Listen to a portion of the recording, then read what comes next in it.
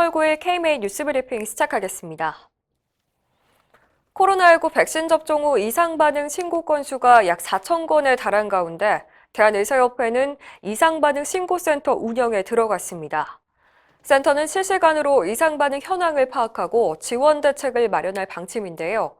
접종을 실시한 의료진과 의료기관은 의협 코로나 팩트 앱을 이용하거나 사이트에 접속해서 백신 종류와 이상 반응 유형 등을 입력하면 됩니다.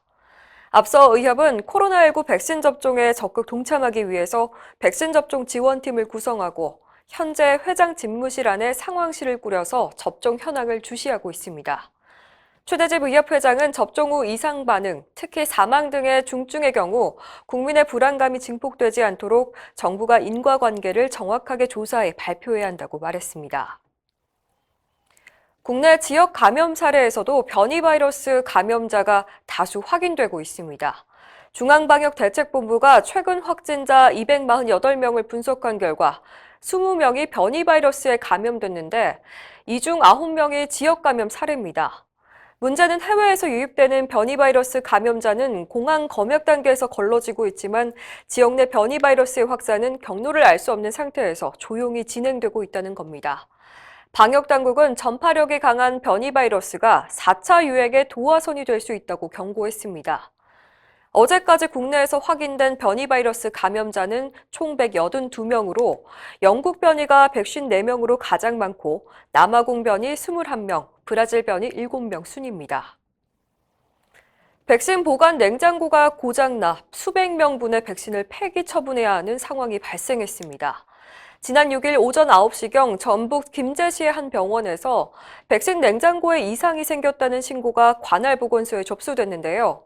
이 냉장고에는 아스트라제네카 백신 280명분이 보관돼 있었습니다. 조사 결과 이 냉장고는 6시간 이상 제대로 작동하지 않았던 것으로 드러났습니다.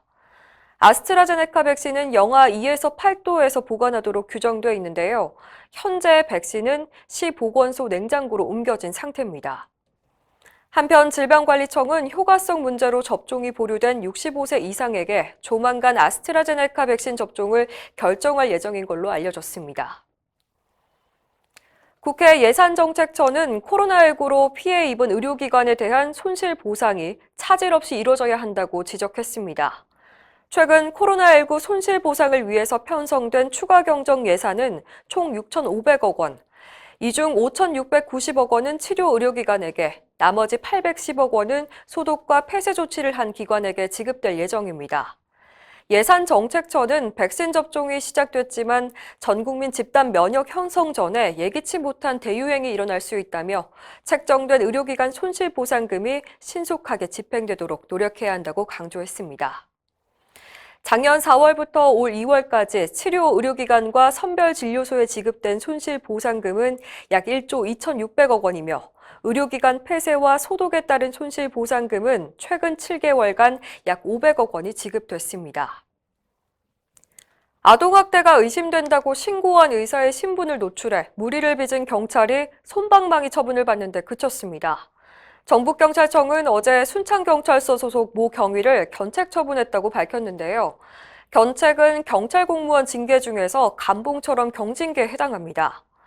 앞서 순창소재의료원에서 근무 중이던 공중보건의사는 아동학대 의심 사례를 발견하고 경찰에 곧장 신고했는데요. 이 경찰이 공보의 신분을 가해 의심자에게 알려주는 바람에 의사가 위협을 받는 일이 벌어졌습니다.